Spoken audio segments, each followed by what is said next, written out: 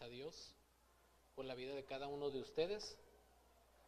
Les voy a pedir que abran sus Biblias en Mateo capítulo 1. Vamos a estar viendo Mateo capítulo 1, versículos del 18 al 25, con la ayuda del Señor. Mis hermanos, aclaro que voy a estar leyendo y predicando en la Biblia Nueva Biblia de las Américas, por si tienen ahí otra versión, nomás que sepan la diferencia, o pueden incluso ahí buscar esa versión en sus celulares. Mateo capítulo 1, versículos del 18 al 25, voy a estar leyendo para ustedes en la Nueva Biblia de las Américas. Es un privilegio para mí, hermanos, estar delante de ustedes predicando la palabra de Dios. Vamos a tratarnos de concentrar, hermanos. Hemos presenciado un momento muy hermoso con la participación de los niños, jóvenes, las hermanas e incluso de la congregación. Pero ahora es momento de concentrarnos para adorar al Señor a través de la exposición de la palabra de Dios. Miren, olvídense de mí. Yo no soy el importante aquí. Pero lo que el texto dice y nos enseña, el Espíritu Santo lo aplica a nuestras vidas, y eso tiene gran relevancia porque es la palabra del Dios vivo. Amén. Dios está hablando a través de la Biblia, y lo que vamos a escuchar es la santa palabra de Dios, y Dios tiene algo que decirnos porque la Biblia es la palabra de Dios. Así que vamos con todo nuestro corazón a prestar atención a lo que el texto nos enseña, y vamos a orar nuevamente, mis hermanos, para que sea el Señor guiándonos, ¿ok? Padre amado, te doy muchas gracias por este momento tan privilegiado en el cual podemos abrir tu palabra, leerla y exponerla. Que tu Santo Espíritu nos guíe a la verdad del texto, a la interpretación correcta, al entendimiento correcto, a la aplicación correcta, para que tu nombre sea honrado y glorificado. Te ruego que uses mis labios, te ruego que abras nuestros oídos y nuestros corazones para entender el mensaje, y nos des la capacidad de obedecerlo para tu gloria. Señor, sé la exposición de este pasaje, y te damos la honra y la gloria en el nombre de nuestro Señor Jesucristo. Amén. Mateo capítulo 1, versículos del 18 al 25, hermanos. Aunque es un texto bastante conocido, familiar para muchos de nosotros, pero aún así tenemos mucho que aprender del texto, de la palabra de Dios. Lo que quiero que veamos el día de hoy, hermanos, discúlpenme por no encontrar un título lo más llamativo posible, pero creo que lo que le da forma a lo que vamos a ver es simplemente esto, de acuerdo al punto de Mateo. El nacimiento del rey prometido, es lo que vamos a ver en esos versículos. El nacimiento del rey prometido. ¿Y qué es lo que vamos a ver en este pasaje, hermanos? En este texto, Cristo nos muestra su nacimiento, que demuestra que Él es el Mesías, así como Dios, para que lo adoremos y confiemos en Él. ¿Qué es lo que vamos a ver en este pasaje, mis hermanos? Cristo nos enseña o nos muestra en este pasaje su nacimiento, que eso demuestra que Él es el Mesías, así como Dios, para que lo adoremos y confiemos en Él. Esto es lo que vamos a estar viendo. Este evangelio, hermanos, de Mateo fue escrito por Leví o Mateo, y la audiencia principal de Mateo es a una audiencia judía. Escucho un poquito de eco parece ahí, ¿no? Gracias, hermanos. Fue escrito a una audiencia principalmente judía, y el tema principal de este evangelio es presentar a nuestro Señor Jesucristo como el Mesías prometido, el Rey prometido, tanto del pueblo de Israel como del mundo entero. Por eso este libro comienza con la genealogía de nuestro Señor Jesucristo. Si vemos en el capítulo 1, versículo 1, dice: libro de la genealogía de Jesucristo, hijo de David, hijo de Abraham. Es decir, Él es el hijo, el descendiente de David, que Dios prometió que reinaría para siempre sobre el reino de Dios, y Él es la simiente de Abraham prometida para redimir al mundo entero. Y esta descendencia, esta genealogía que se nos da, es para demostrar cómo Jesús cumple con las profecías del Antiguo Testamento, porque Él es el Mesías esperado, la promesa hecha realidad.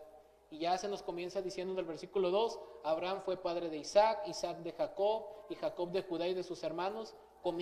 Sigue el argumento, el desarrollo, hablando de la genealogía de nuestro Señor Jesucristo, aunque aclaro, esta línea genealógica se remonta a la descendencia de José, que fue el padre legal de nuestro Señor Jesucristo. Y en el Evangelio de Lucas nos narra la descendencia de nuestro Señor Jesucristo por medio de la línea de María.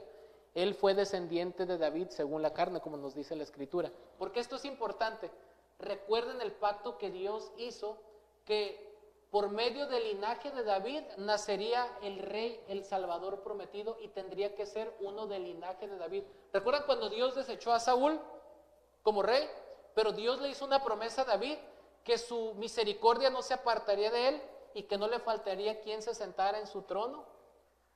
Y la Escritura nos promete un rey eterno, Dios hecho carne, que reinaría sobre el reino de Dios, que traería salvación, perdón de pecados, y ese Mesías, ese rey prometido anhelado, es nuestro Señor Jesucristo.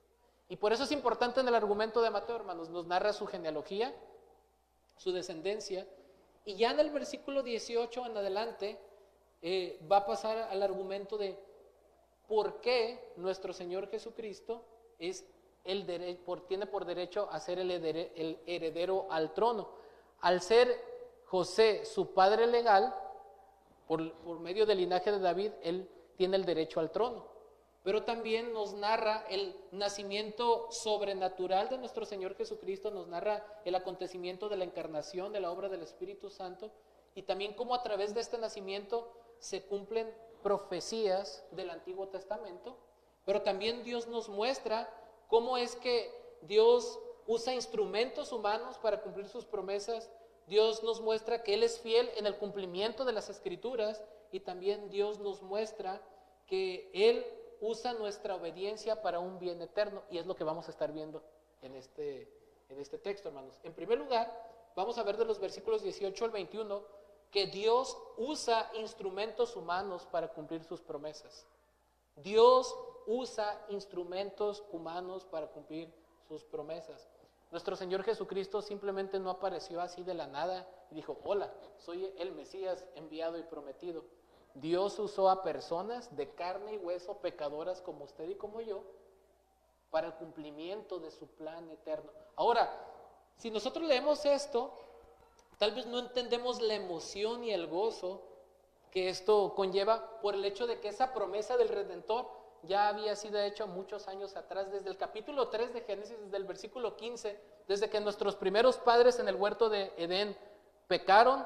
Dios prometió que de la simiente de la mujer nacería aquel que le aplastaría la cabeza a la serpiente. ¿Recuerdan esto? Y pasaron generaciones donde el mundo crecía en maldad, donde las cosas se empeoraban, pero Dios seguía fiel en el cumplimiento. Escoge a un hombre para de él hacer un pueblo escogido, para que de ese pueblo de la línea de Judá escogiera un rey, para que por medio de ese linaje viniera el Redentor del mundo. Y Dios fue cuidadoso en el cumplimiento de cada detalle para cumplir esta promesa y viniera el tan anhelado Salvador.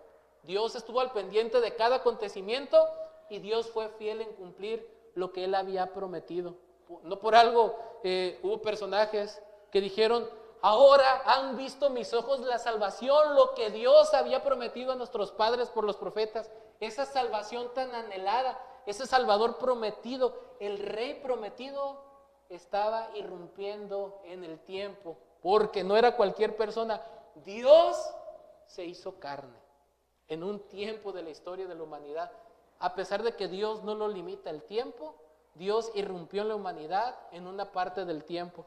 A pesar de que Dios no lo limita ni el espacio ni la materia, Él se hizo hombre por amor a nosotros. A pesar de que Dios no tiene limitaciones en su humanidad, Él dio su vida y murió por nosotros. A pesar de que Él es todopoderoso y rico, por amor a nosotros se hizo pobre y tomó forma de siervo y se humilló hasta la muerte y muerte de cruz. Es algo que es increíble y sumamente complicado para nosotros entender. Es una aparente contradicción, pero es algo glorioso. El Dios eterno, el Dios glorioso del universo, está viniendo a la humanidad para redimir. A lo suyo vino, pero los suyos no le recibieron. Pero a todos los que le recibieron, Dios le dio potestad de ser hechos hijos de Dios. Él vino a lo suyo, al mundo. Los suyos no le recibieron, su propio pueblo lo rechazó. Pero a todos los que creen en Él, Dios le da el derecho y la potestad de ser hechos hijos de Dios. El Dios glorioso entonces irrumpe en la historia de la humanidad. Veamos entonces de los versículos 18 al 21. En primer lugar, mis hermanos, Dios usa instrumentos humanos para cumplir sus promesas. Dice el versículo 18 de la siguiente manera. Leo para ustedes en la Nueva Biblia de las Américas. El nacimiento de Jesucristo fue como sigue. Estando su madre María comprometida para casarse con José, antes de que se llevara a cabo el matrimonio, se halló que había concebido por obra del Espíritu Santo. Miren lo que nos dice este texto, hermanos. El nacimiento de Jesucristo fue como sigue.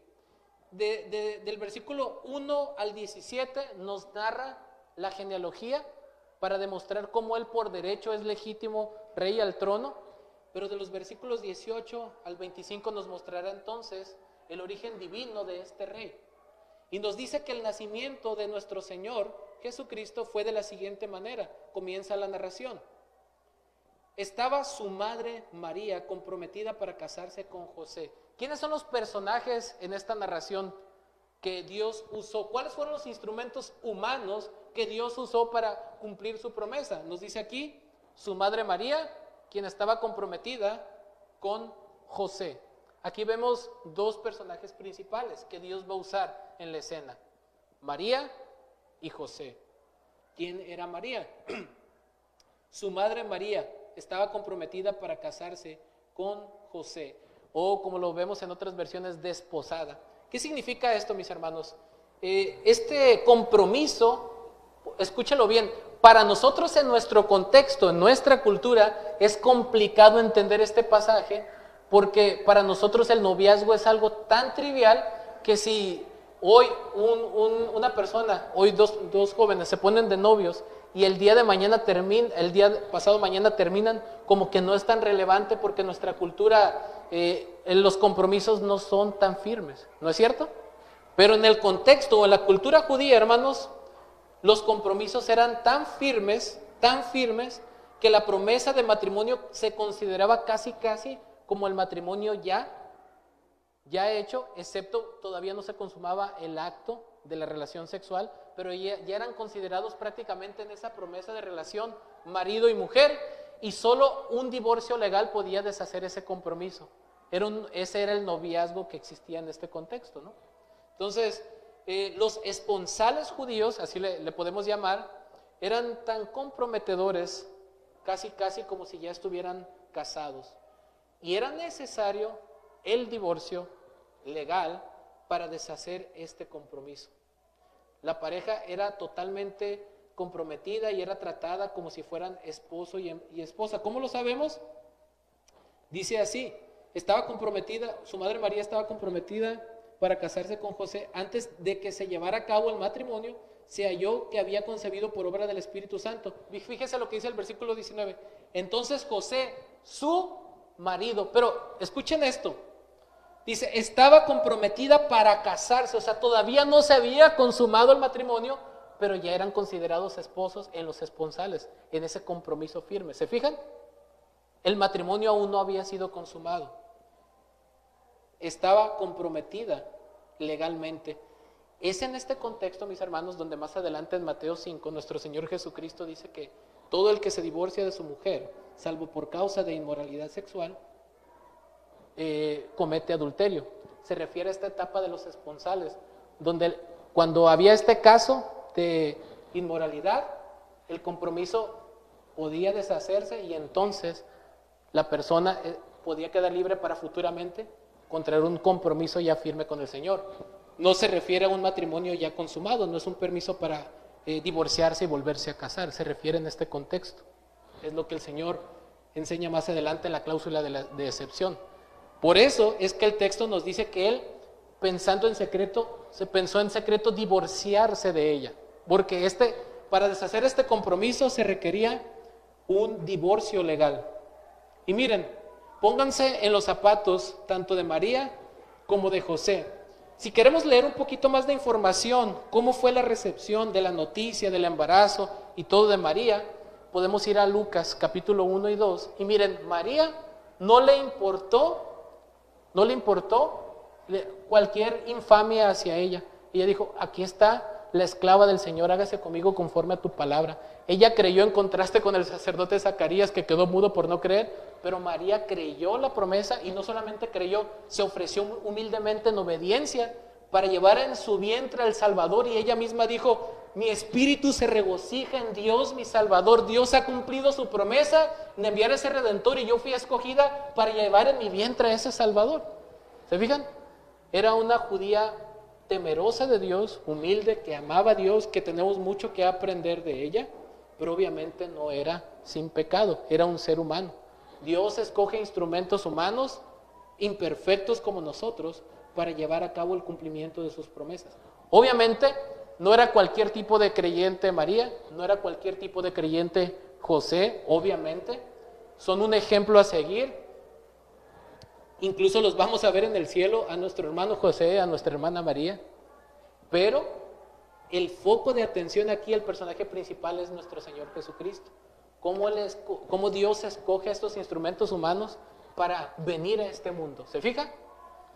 ¿Cuál era la situación entonces? María estaba comprometida con José. Y antes de que se consumara el matrimonio, antes de que se fueran a vivir juntos, dice, se halló que había concebido por obra del Espíritu Santo. En esa etapa, hermanos, obviamente ellos no habían tenido relaciones sexuales. Legalmente ya estaban comprometidos, pero no se consumaba ese compromiso, ese matrimonio. Y se halló que María estaba embarazada. Obviamente José no sabía todo el contexto, y por eso vamos a ver más adelante cuál fue su reacción.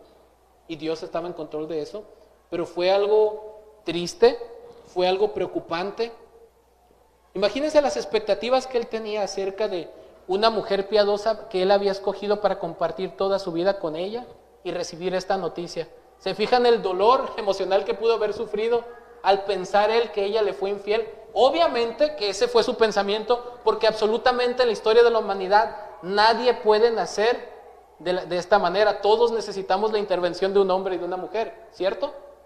Pero Dios no nacería de la misma manera que nace cualquier ser humano. Este es el milagro de la encarnación. Y el texto nos aclara que fue concebido, se halló que había concebido, dice, por obra del Espíritu Santo. Por obra del Espíritu Santo. De hecho, si pudiéramos traducir esta frase literal del griego al español, podríamos traducirlo de la siguiente manera. Fue encontrado en el vientre, o sea, en el vientre de ella, teniendo por causa del Espíritu Santo. Es una manera de decir que esa concepción fue milagrosa, sobrenatural, y que el Espíritu Santo causó eso. No sabemos, hermanos, no tengo idea cómo sucedió esto, pero simplemente creemos que Dios tiene el poder para hacer esto. Dios creó el embrión en el vientre de María sin la intervención de ningún ser humano. Es lo que el texto está diciendo. Fue un milagro. Esto no puede explicarse con causas naturales. Y si alguien dice, pero ¿cómo un ser humano puede ser concebido así? Bueno, ningún ser humano puede ser concebido así, pero el Dios encarnado sí fue concebido así por la obra y el poder del Espíritu Santo. Ahora, si se nos hace difícil entender esto, expliquémonos cómo Dios creó el universo de la nada con su pura palabra poderosa. No podemos explicarlo. El mundo existe y es tan complejo, y algunos científicos dicen, un puntito hace millones de años explotó de la nada y de ahí viene el universo. Bueno, se necesita más fe para creer en algo irracional, que algo de la nada puede producir algo así. No hay, simplemente la única respuesta para nosotros es que Dios en su poder y en su gracia lo hizo, porque Él tiene poder para causar esto. Fue un milagro, fue algo sobrenatural, no fue algo que fue concebido como cualquier otra persona. Hermanos, estamos presenciando un gran milagro. Mire, si usted dice, en esta iglesia no creen en los milagros, por supuesto que creemos en los milagros, pero en los que están escritos en la Biblia. Este es un milagro glorioso, la concepción sobrenatural de nuestro Señor Jesucristo. Amén. ¿Creen este glorioso milagro de la concepción milagrosa, virginal de nuestro Señor Jesucristo? Lo creemos porque aquí está escrito. El texto nos dice que fue concebido por obra del Espíritu Santo. El Espíritu Santo causó eso. Dios, el Espíritu Santo, de alguna manera sobrenatural, milagrosa, creó ese embrión hermoso en el vientre de María para que ella lo sustentara en esos 9 meses de gestación. Pero ese hombre, ese bebé que había sido, que estaba viniendo a este mundo, este es el misterio más grande de nuestra fe. No era cualquier bebé, era Dios encarnándose. Dios, la segunda persona de la Trinidad, Dios el Hijo, tomando forma humana, siendo Dios, verdadero Dios, adquirió una naturaleza humana. Siendo verdadero Dios, se hizo verdaderamente hombre. Wow.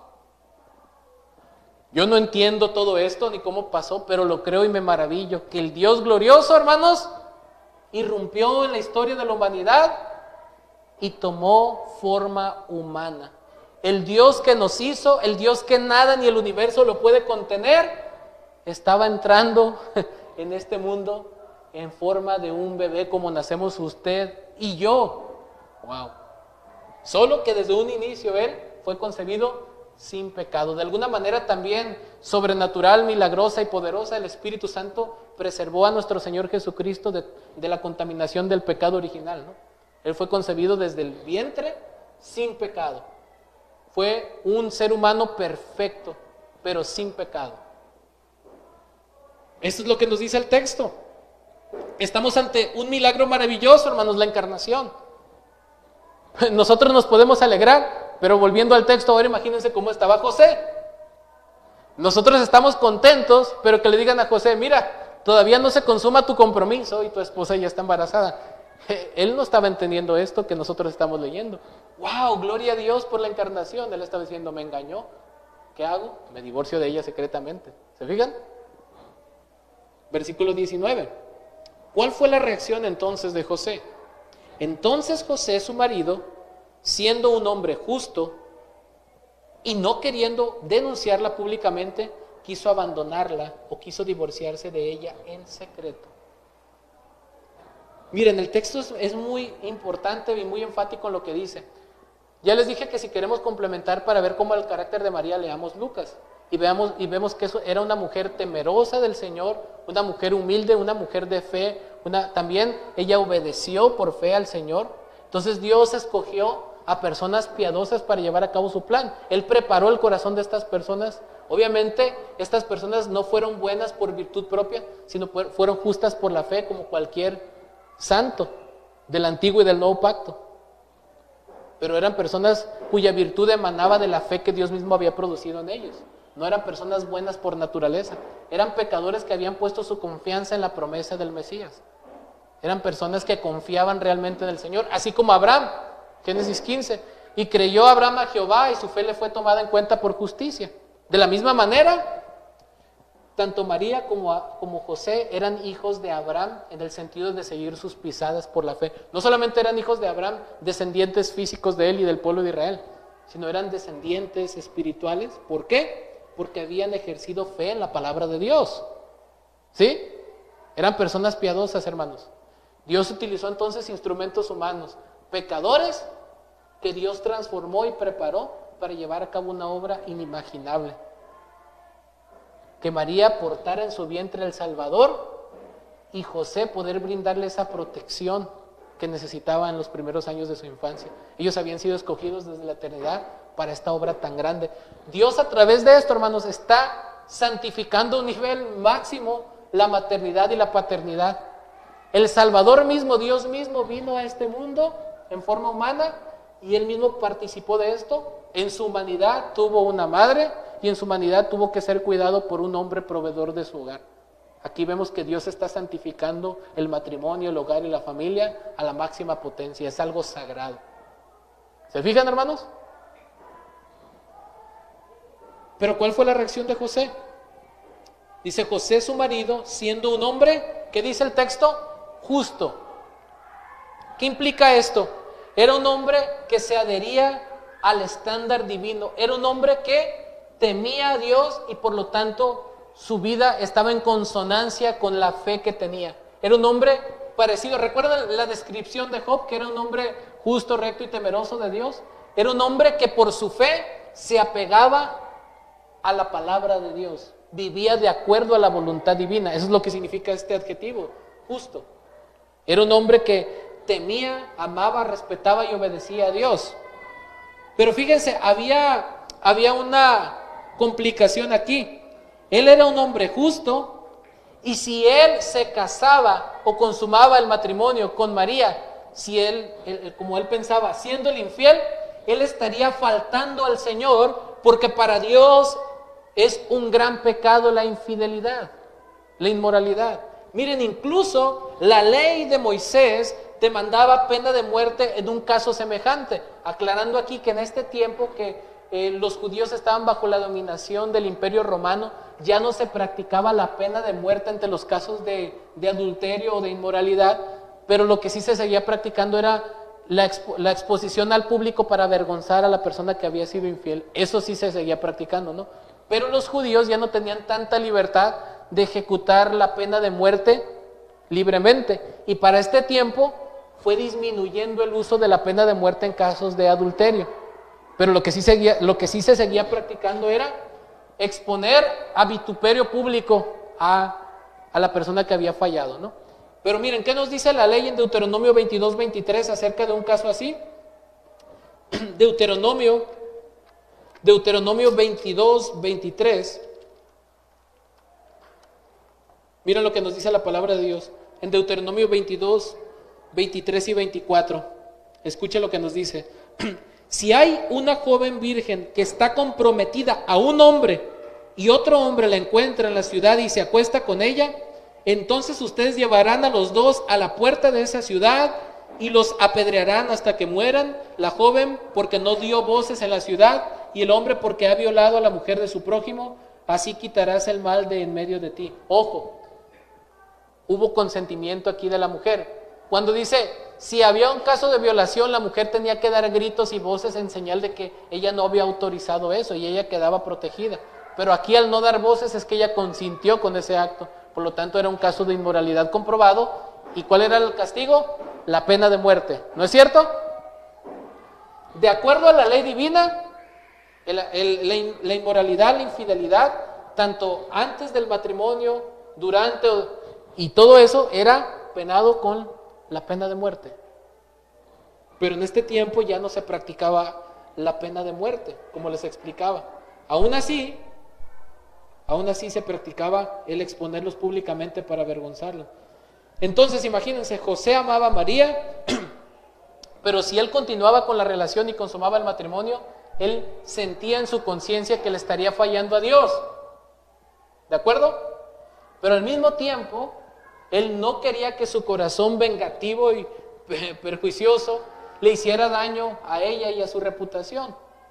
Él sabía que no podía continuar con una relación así, pero también sabía que no tenía que dejarse llevar por su ira, sus celos y su enojo, porque recuerden que el texto nos dice que era un hombre justo, pero al mismo tiempo, sigue diciendo el texto, y no queriendo infamarla o denunciarla públicamente. Dos cosas. José quería hacer lo recto ante Dios, la ley que demandaba justicia al infiel, ¿no es cierto? Pero al mismo tiempo él no quería exponerla a vergüenza pública. Tenía esa lucha en su interior. ¿Qué hago? Por una parte quiero honrar a Dios y no permitir que una mujer que fue inmoral sea parte de mi vida, pero por el otro lado no quiero causarle daño ni a ella ni al bebé. ¿Qué hago? ¿Se fijan en la dificultad? Y dice quiso, no queriendo denunciarla públicamente, quiso abandonarla en secreto. Este verbo en griego, abandonarla, también se puede traducir literalmente, quiso divorciarse de ella. Es la misma palabra que se utiliza en la Biblia para divorcio. Quiso divorciarse de ella literalmente. En otras palabras, él quiso romper el compromiso de una manera legal y no exponerla a vituperio público y simplemente seguir adelante. Miren lo que nos dice, por ejemplo, si vamos un poquito ahí más adelante en Mateo capítulo 5, versículos 31 al 32, mira lo que dice. También se dijo, cualquiera que repudie a su mujer, que le dé carta de divorcio. Pero yo les digo que todo el que se divorcia de su mujer, a no ser por causa de infidelidad, la hace cometer adulterio y cualquiera que se casa con una mujer divorciada comete adulterio. Este era el caso de José. Y aquí en el capítulo 5 vemos que nuestro Señor Jesucristo de alguna manera está exonerando a José. ¿Recuerdan que en Juan 8 los enemigos de nuestro Señor le decían a Jesús: nosotros no somos nacidos de fornicación? ¿Recuerdan esto? Porque los judíos consideraban que cuando estaban en la etapa del desposorio, si había inmoralidad, lo consideraban porneia, que se traduce como inmoralidad sexual, que es una palabra distinta a adulterio, moigeia. Entonces, aquí lo que el Señor está enseñando es que José estaba haciendo lo correcto al querer divorciarse o al querer romper ese compromiso, porque en su conciencia, según ella le había fallado. Lo que vemos acá en Mateo 5, hermanos, es que Dios, nuestro Señor Jesucristo, como aquí ya no existía la pena de muerte, está diciendo que en un caso de un compromiso así, si hay inmoralidad sexual, la persona no tiene que consumar ese acto de matrimonio y queda libre para casarse, si hay arrepentimiento y restauración. Pero el Señor Jesucristo no está dando permiso para divorciarse y volverse a casar. ¿Sí?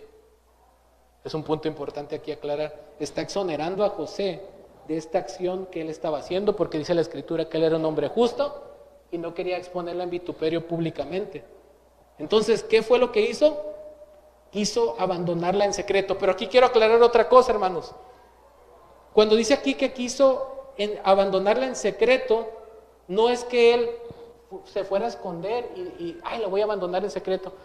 El texto en el griego nos dice que él estaba pensando esto en secreto. No estaba exponiendo este caso, él estaba meditando y él llegó a esa resolución. Dijo, me voy a divorciar de ella.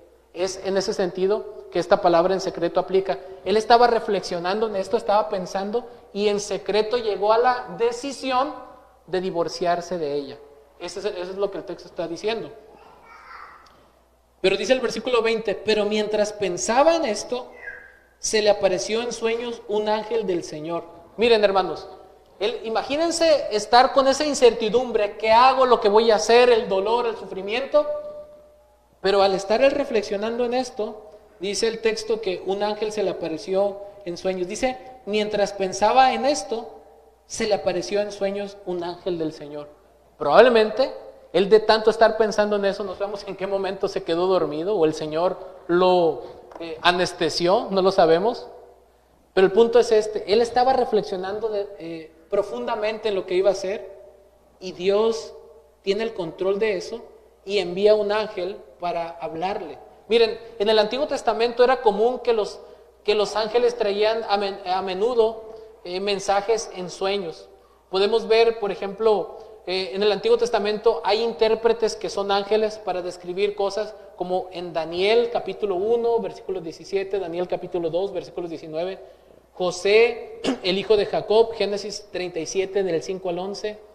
Casi todas las partes que vemos aquí en la Escritura, hasta el final, los ángeles cumplían con un propósito divino de dar dirección y guianza. Y Dios usa un ángel para dirigir a este hombre de Dios en un propósito muy importante, ¿no?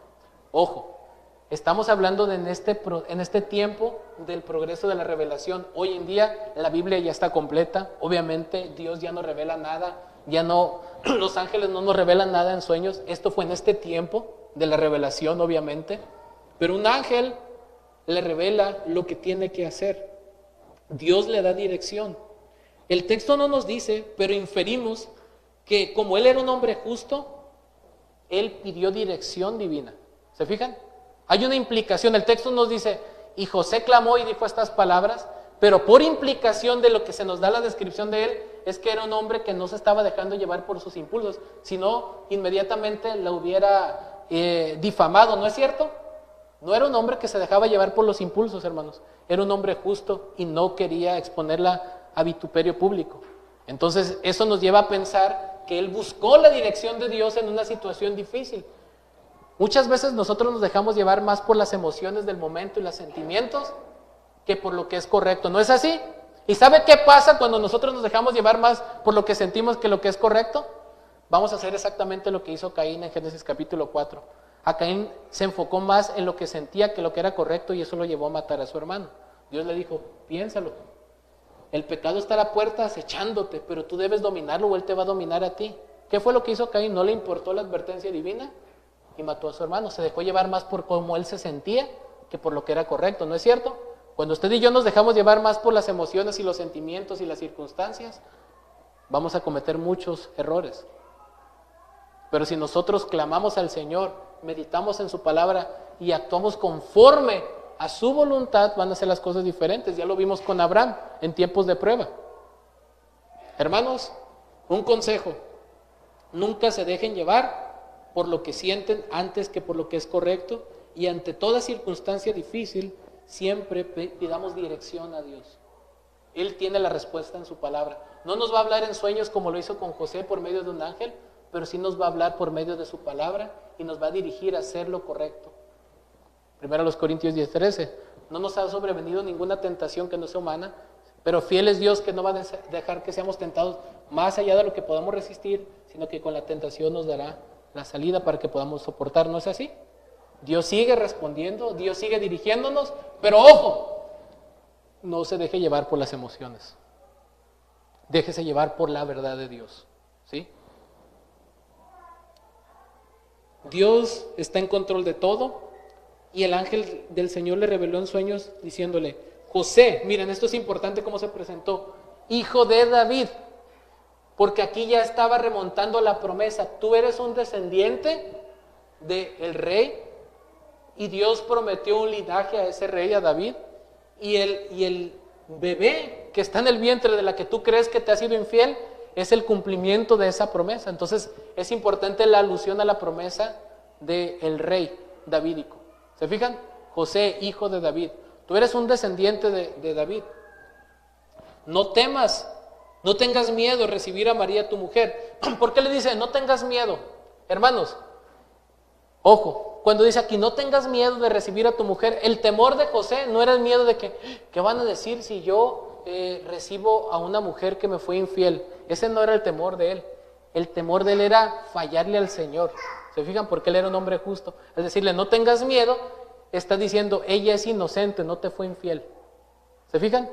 No tengas miedo de fallarle a Dios al recibirla a ella, porque ese embarazo no fue causado por una infidelidad, fue causado por la obra del Espíritu Santo. Así que no tengas temor. No, ella no ha hecho nada malo, y tú tampoco estarás pecando contra el Señor al recibirla como tu mujer. ¿Se fijan? Es en ese sentido que el ángel estaba diciendo no tengas miedo, porque él era un hombre temeroso de Dios, justo, y pensaba que le iba a fallar a Dios si recibía a su mujer. ¿Se fijan? No tengas miedo de recibir a María tu mujer, y le da la razón, porque el niño que se ha engendrado en ella es del Espíritu Santo. O bueno, podemos traducirlo más literalmente, es por causa del Espíritu Santo. Por causa del Espíritu Santo está haciendo la alusión a lo que vimos en el versículo 18, la encarnación, la obra del Espíritu Santo. Fue engendrado por la obra y el poder del Espíritu Santo, no por la intervención de ningún hombre. No tuvo nada que ver ningún hombre ahí para que naciera, para que fuera engendrado ese bebé, para que el óvulo de María fuera fecundado. Dios creó el embrión sin necesidad de intervención de ningún medio humano, porque fue un milagro divino. Le está dando la razón.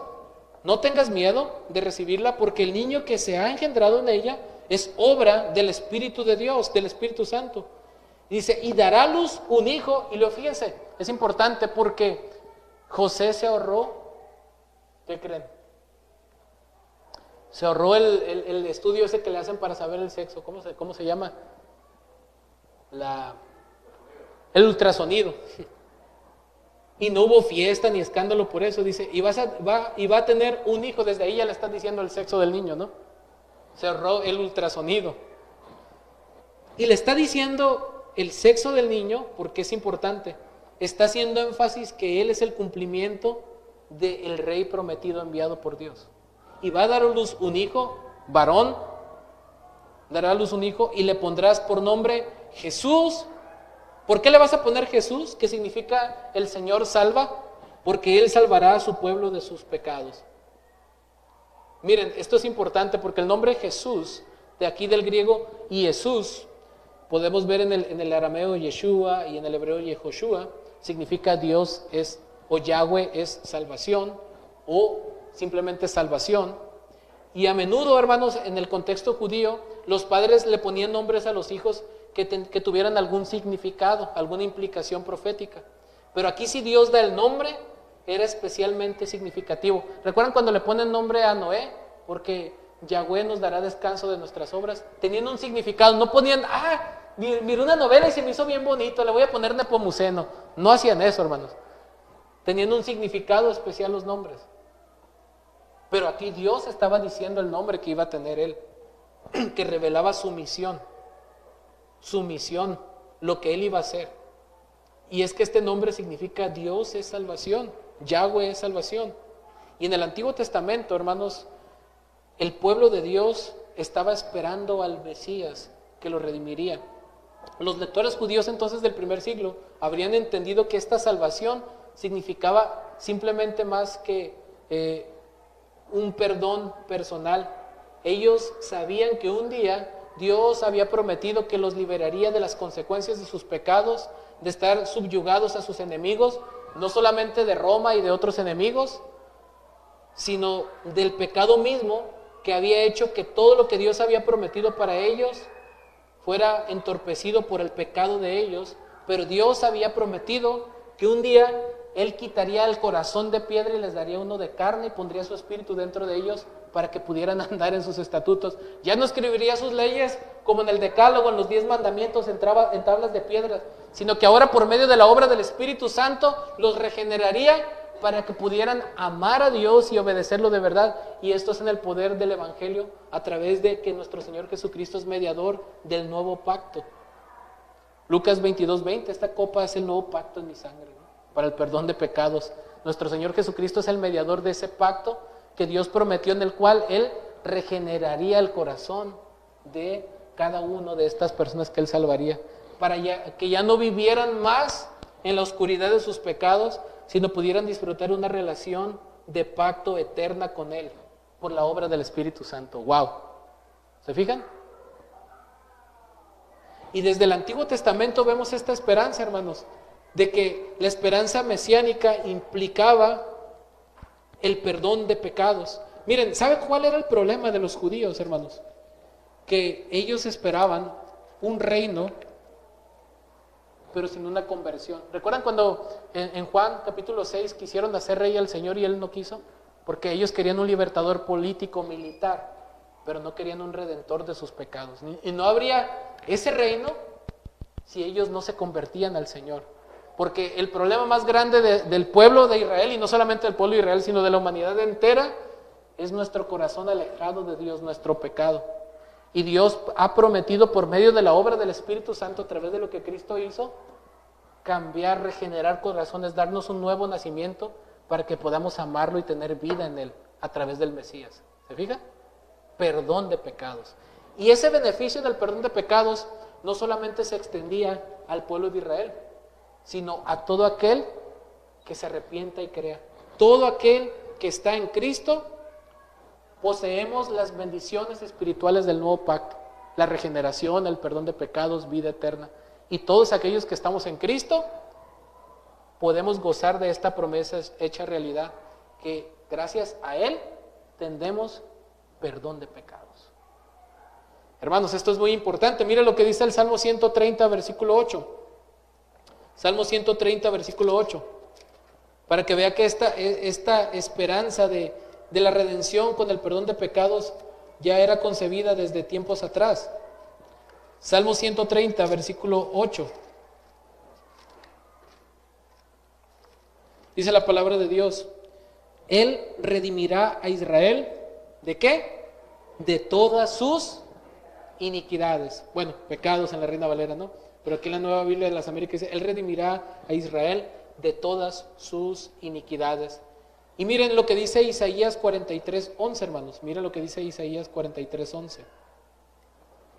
Escuche, esto es bien importante. Yo soy Yahweh, y fuera de mí no hay Salvador. ¡Wow! Hermanos, esto es importantísimo. Dios está diciendo: fuera de mí no hay quien se pueda atribuir el título de Salvador. Y está diciendo: le pondrás por nombre Jesús, porque Él salvará a su pueblo de sus pecados. ¿Qué les dice eso? Que Jesús es Dios. el Salvador. Hechos 4:12, mire lo que nos dice, mis hermanos. Hechos 4:12. En ningún otro hay salvación, porque no hay otro nombre bajo el cielo dado a los hombres en el cual podamos ser, ¿qué? Salvos. En ningún otro hay perdón. Y miren, un pasaje glorioso que me llena el corazón de emoción y de alegría en Colosenses 1:20, que nos habla de esto, mis hermanos. Miren lo que nos dice Colosenses 1:20. Y esto nos incluye a nosotros en el nuevo pacto acerca del perdón de pecados, Colosenses 1:20 al 23. Porque originalmente estas promesas fueron hechas al pueblo de Israel, pero estas promesas de la regeneración, del perdón de pecados, nos incluyen a todos porque son los beneficios que tenemos al estar en Cristo. Miren lo que dice Colosenses 1:20 al 23. Y por medio de Él, o sea de Cristo, reconciliar todas las cosas consigo, habiendo hecho la paz por medio de la sangre de su cruz. Por medio de Él, repito, ya sean las que están en la tierra o las que están en los cielos. Fíjese versículo 21. Y aunque ustedes antes estaban alejados y eran de ánimo hostil, ocupados en malas obras, sin embargo, ahora Dios los ha reconciliado con Cristo en su cuerpo de carne mediante su muerte, a fin de presentarlos santos sin mancha e irreprensibles delante de Él. Wow. Y dice el versículo 23, esto Él hará si en verdad permanecen en la fe bien cimentados y constantes, sin moverse de la esperanza del evangelio que han oído, que fue proclamado a toda la creación debajo del cielo, del cual yo, Pablo, fui hecho ministro. Hay buenas noticias.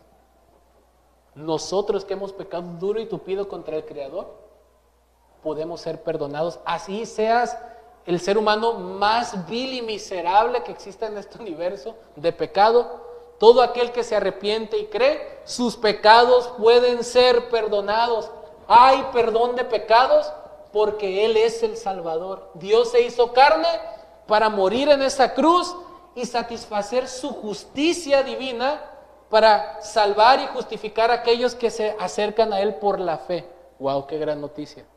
Este es el Evangelio. Hay perdón de pecados a todo aquel que se arrepiente y cree en el Hijo. Y le pondrás por nombre Jesús, porque Él salvará a su pueblo de sus pecados. Sigue diciendo el texto, versículo 22. De aquí, del versículo 22 al 23, entonces, vemos también que Dios es fiel en el cumplimiento de su palabra. De los versículos que vimos anteriormente, vimos el principio de que Dios usa instrumentos humanos para cumplir sus promesas. ¿A quién usó? A María y a José, ¿cierto? Ahora de los versículos 22 al 23 vamos a ver que Dios es fiel en el cumplimiento de su palabra, es decir, en que las escrituras se cumplan. Dios es fiel en el cumplimiento de su palabra. Las escrituras no pueden ser quebrantadas ni fallan. Dios es fiel en el cumplimiento de su palabra. Mire lo que dice el versículo 22. Todo esto sucedió para que se cumpliera lo que el Señor había hablado por medio del profeta, diciendo: he aquí la Virgen concebirá y dará a luz un hijo y le pondrán por nombre Emmanuel, que traducido significa Dios con nosotros. Miren, hermanos, Mateo toma citas del Antiguo Testamento alrededor de unas 60 veces alrededor de este evangelio, y en unas 12 veces utiliza cumplimientos. Dice, esto sucedió, o este es el cumplimiento de esta escritura, alrededor de unas 12 veces. Y vemos aquí un cumplimiento de una de las profecías del Antiguo Testamento.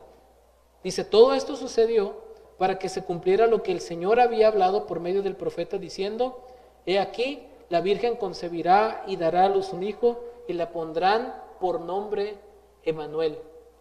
Mateo cita Isaías 7:14, si quiere vamos un poquito allá al contexto. Isaías 7:14. Isaías 7:14. Isaías 7:14, que dice de la siguiente manera: por tanto el Señor mismo les dará esta señal: una virgen concebirá y dará a luz un hijo y le pondrás por nombre Emmanuel. ¿Qué era el contexto de lo que estaba pasando aquí, hermanos? En este contexto, Asiria iba a devastar Israel y Aram, y el rey, por no creer la palabra de Dios, Dios mismo promete una señal antes de que suceda este juicio, Y muy probablemente el cumplimiento literal lo vemos en el capítulo 8, en el versículo 3, un hijo del profeta. Entonces me acerqué a la profetisa y ella concibió y dio a luz un hijo, y el Señor me dijo, ponle por nombre Maher-Shalal-Ashbaz, porque antes de que el niño sepa proclamar, Padre mío, Madre mía, la riqueza de Damasco y el botín de Samaria serán llevados ante el rey de Asiria. Aquí Dios estaba profetizando el juicio que vendría, que Asiria devastaría a Israel. Y muy probablemente el cumplimiento literal de esto se cumplió en el hijo de Isaías con este nombre, por si le quiere poner así a su hijo. Mire, está bien cortito, Maher-Shalal-Ashbaz. Está un poquito largo, ¿no? Pero como los hijos de Isaías representaban algo más, apuntaban a un evento mayor y más importante, y el cumplimiento pleno de esto es nuestro Señor Jesucristo. Él es el cumplimiento entonces definitivo de esta profecía, lo cual implica, hermanos, escuche bien, la encarnación. Cuando dice aquí Dios con nosotros, que traducido Emmanuel significa Dios con nosotros, literalmente significa que Dios está entre nosotros, como lo que dice el Evangelio de Juan capítulo 1. Y el Verbo fue hecho carne y vimos su gloria, gloria como la del unigénito del Padre, lleno de gracia y de verdad. Dios se tabernaculizó en carne humana. O sea, no es solamente Dios está contigo en tu corazón de una manera espiritual, ¿no? No. La implicación de este texto es que Dios mismo vino a este mundo a través de la persona del Hijo. Es el cumplimiento pleno del Salvador que Dios había prometido desde los profetas de antaño. Ese es el Rey prometido para su pueblo Israel y para el mundo entero. Y ese es el Rey el que estaba viniendo al mundo. ¿Se fijan? Dios mismo con nosotros.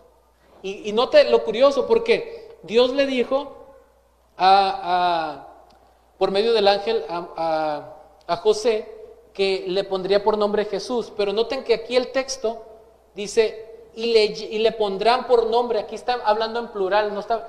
Ahí hay una diferencia con la Reina Valera, que habla y le pondrás por nombre Emmanuel, pero realmente en el original es en plural.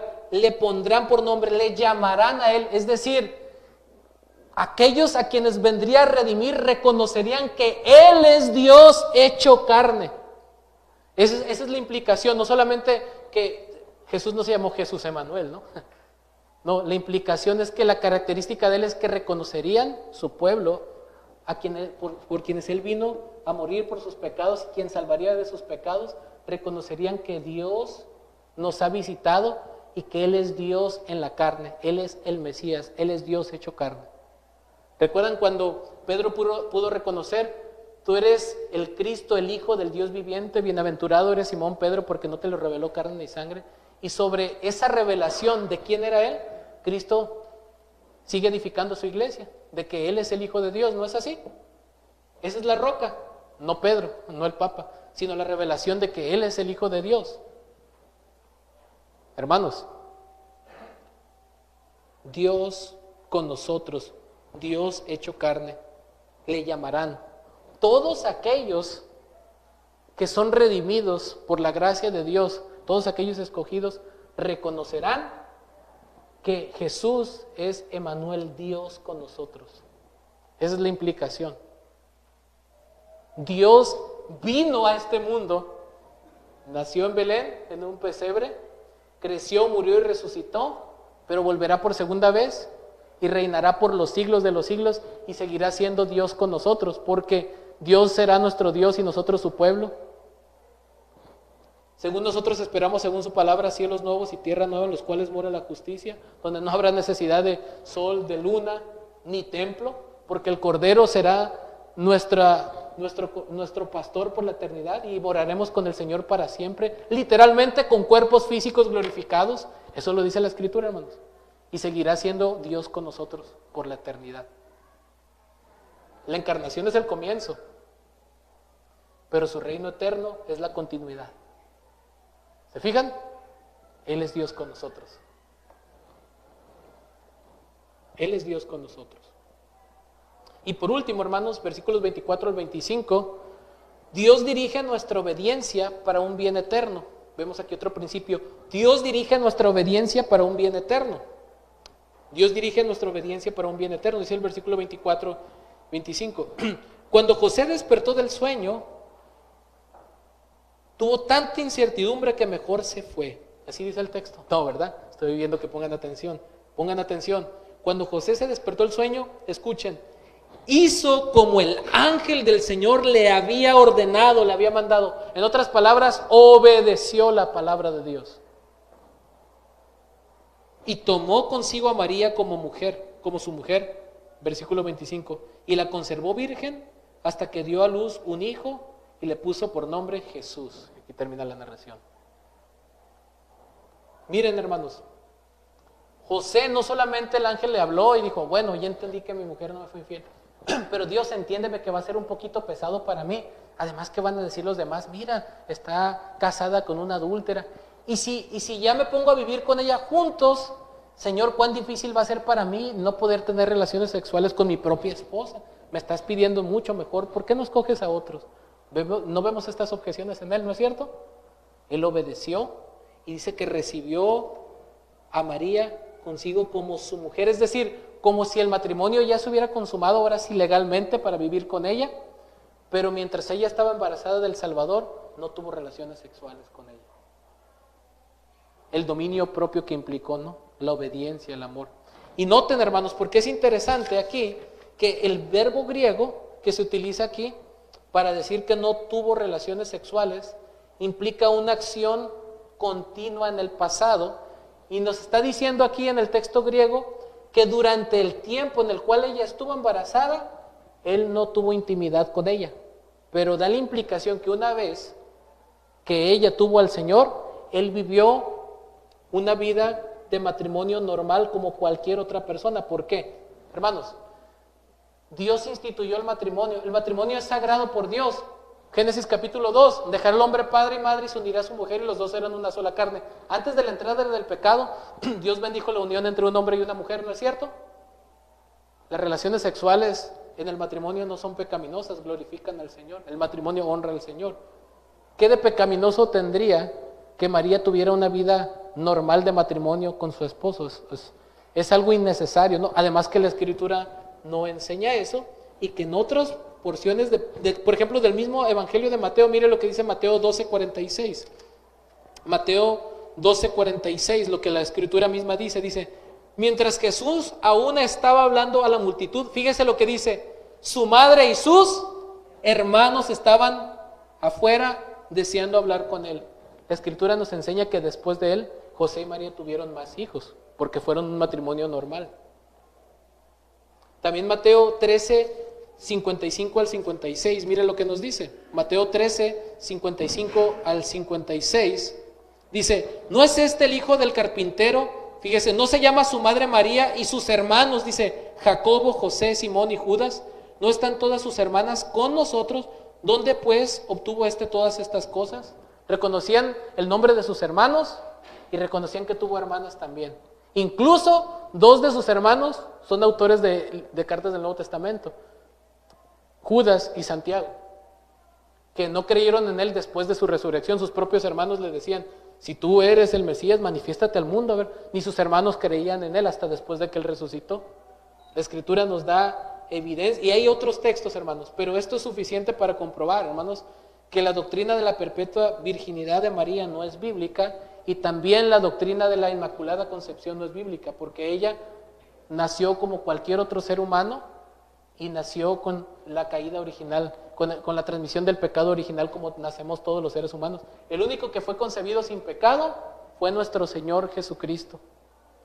Y el poner a María en el lugar de Cristo como corredentora es idolatría. Y es quitarle el lugar al Señor. ¿Por qué? 1 Timoteo 2:5 dice que hay un solo Dios verdadero y un solo mediador entre Dios y los hombres, Jesucristo hombre. Un solo mediador entre Dios y los hombres, y ese es nuestro Señor Jesucristo. María, al ser una verdadera sierva del Señor, una mujer admirable a quien nosotros amamos y respetamos, jamás hubiera aceptado adoración, ¿sí? Pero sabemos que Satanás siempre ha estado empeñado en pervertir la palabra de Dios y la verdad de Dios, porque nadie va al Padre si no es por el Hijo. No dice si no es por su madre. No dijo el Señor, ¿qué tienes conmigo, mujer?, desvinculándose de ella, porque Él era su Dios, su Salvador. Él simplemente la usó para cumplir su propósito de encarnarse, pero también ella era su creación y una redimida de Él. María entonces no ocupa un lugar más allá de lo que cualquier creyente fiel que ama al Señor puede ocupar por la gracia del Señor. ¿Sí?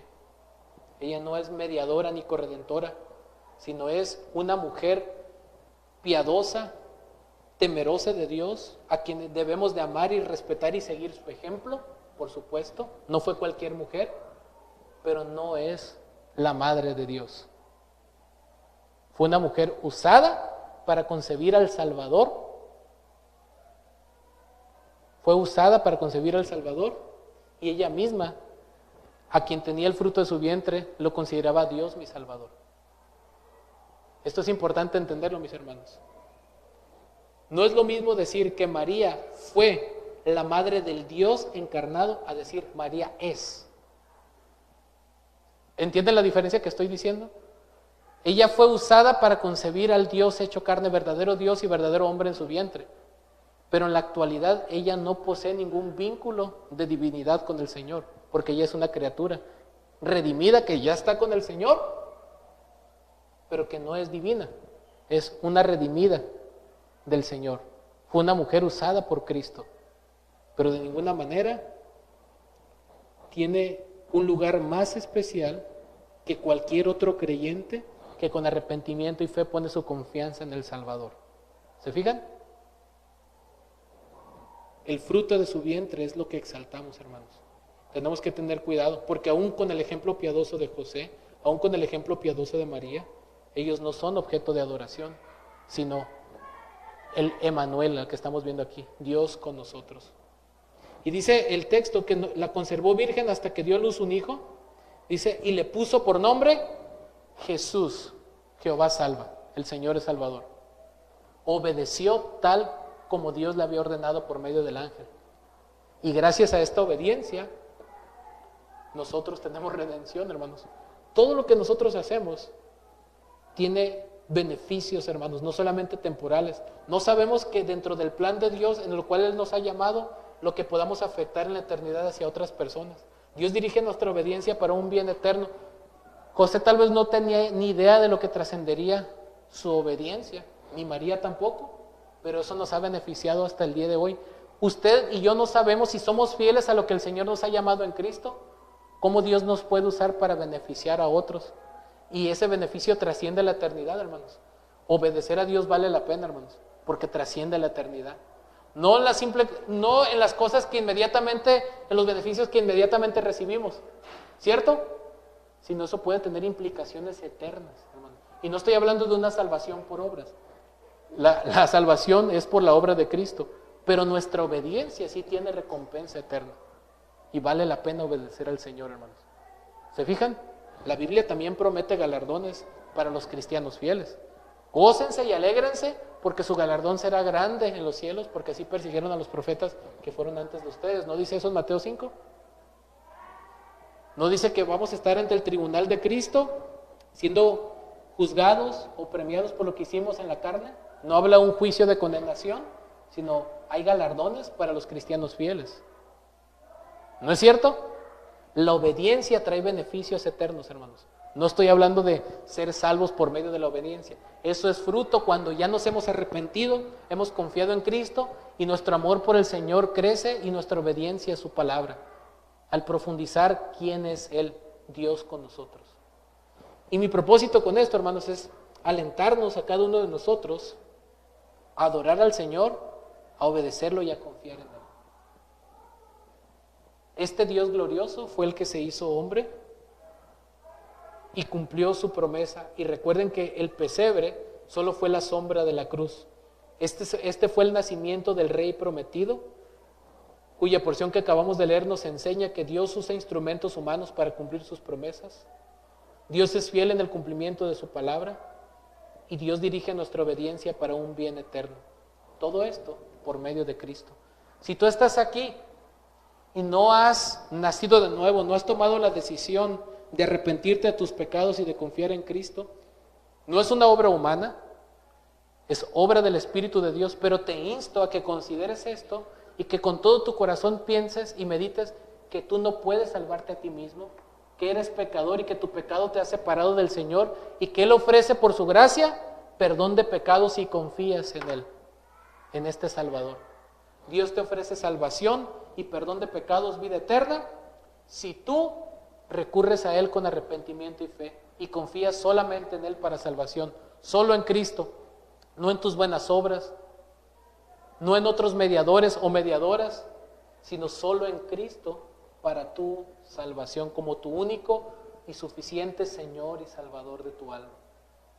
Solo Cristo puede darte este gozo que compartimos al decir, gloria a Dios en las alturas y en la tierra paz para los hombres en quienes Él se complace.